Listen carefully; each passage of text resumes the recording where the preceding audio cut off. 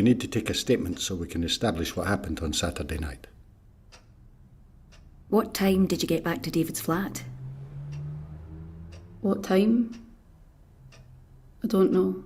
Can you give us an estimate? I don't remember. Would your pals remember what time you left the club? He seemed nice.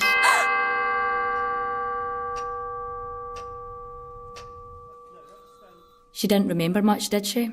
I know. And now we've got to waste more time on a daft lecture.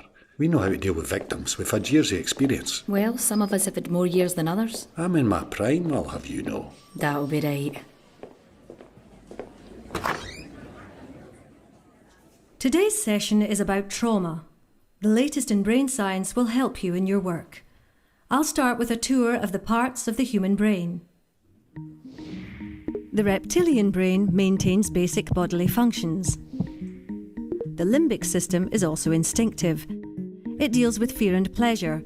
For example, you pat a dog, it senses pleasure, and without thinking, wags its tail.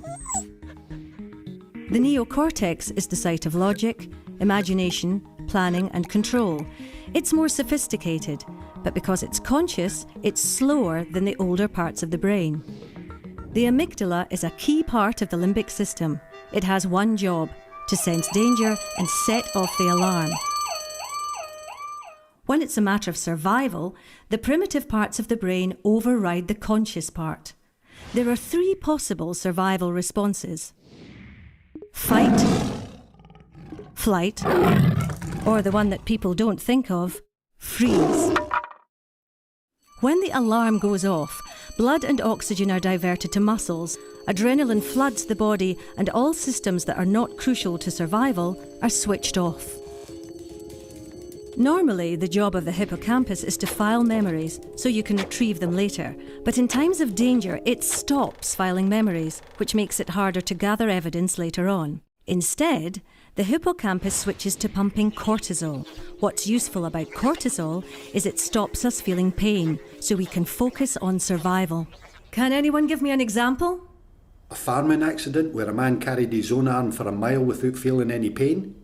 Yes, excellent example. It is an evolutionary safety mechanism which is fast and instinctive.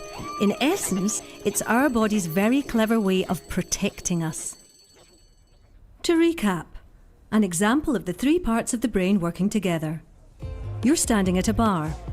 Your reptilian brain is keeping your heart beating.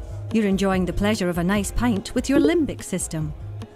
You're using your neocortex to work out if there's time for another before the last train. What could happen to make the amygdala kick in? What if this happened? The way you'd respond would depend not on your logical brain, but on your instinctive brain. Being glassed in a bar would be a traumatic experience. Who can give me another example of an event that can cause trauma? War? Rape? A car crash? Good, yes. Trauma occurs when a person is overwhelmed by something beyond their control. The survival brain takes over the rational brain.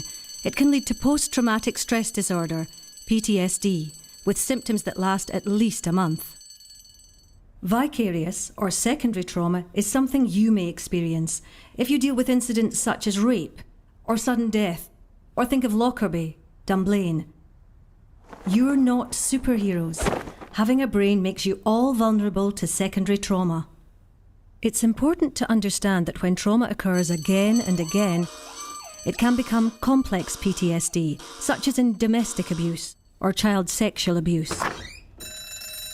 The alarm system in the brain becomes jammed. Memories are stuck in the limbic system, so a trigger can set off the alarm.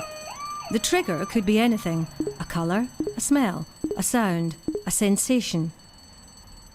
Now, the indicators of trauma. What should you be looking out for? Depression. Crying a lot? Yes, that's one response. And at the other end of the spectrum, total numbness. Nightmares? Flashbacks? Stress. Good, yes. And they may feel sick. Also, shame, feelings of guilt, inability to enjoy sex, social isolation, triggers. People often feel overwhelmed by the symptoms of trauma. This can lead to using alcohol or other drugs to block out memories, or self-harm, or dissociation when a person's mind detaches from reality. Indicators can be specific to the type of trauma. Say, dental problems, when someone who was orally abused avoids going to the dentist. A victim of abuse might bond strongly to her abuser. This is known as traumatic bonding, or Stockholm syndrome. And jumbled up memory, when a person's normal recording of memories doesn't work. Can you recall any times you've seen that symptom? What time? I don't know. A traumatised person may not seem like her usual self, or may be hypervigilant, on edge, or being startled by everyday things. Everyone is different. You never know what impact trauma will have. Symptoms can change from day to day. So what does all this mean, in practice, in your job? A traumatised person's brain is protecting them, but that normal human response of self-protection can get in the way of evidence gathering. The US military has developed new trauma-informed interviewing techniques that you can use to work around this. Research shows that if someone seems vacant, they could be distracted by their traumatic memories. Try to ground them by asking a simple, non-patronising question such as, "Are you thirsty? Do you want a glass of water?" This can help bring them back to the here and now. Don't expect a logical, linear story. Ask, "What can you recall just now?" Find out what the victim physically felt or saw. Working this way, from the instinctive sensory parts towards the logical parts of the brain, you'll get more results. In conclusion, 4 things for you to take away. Trauma response is the brain in survival mode. Repeated abuse can make trauma symptoms worse. In response to trauma, people will behave in unexpected ways.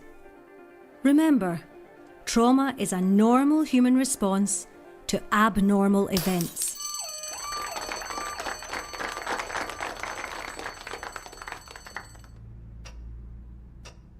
We know that you've gone through a really painful experience, but we need to take a statement to understand what happened on Saturday night. Are you able to tell us anything that you remember about his flat? Anything at all? A dog. Barking. Are you able to remember any physical sensations or feelings that you had? Cigarette smoke. Can smell it now. What was going through your mind? I couldn't understand it. I just couldn't move, or even scream. To freeze is a perfectly normal response. So you start with the memories, you don't start at the beginning. You have to engage with our feelings to get to the facts. Makes sense. Check you, Professor, getting all sciencey on us. Well, if it gets us usable evidence. There's life in the old dog yet. Oi,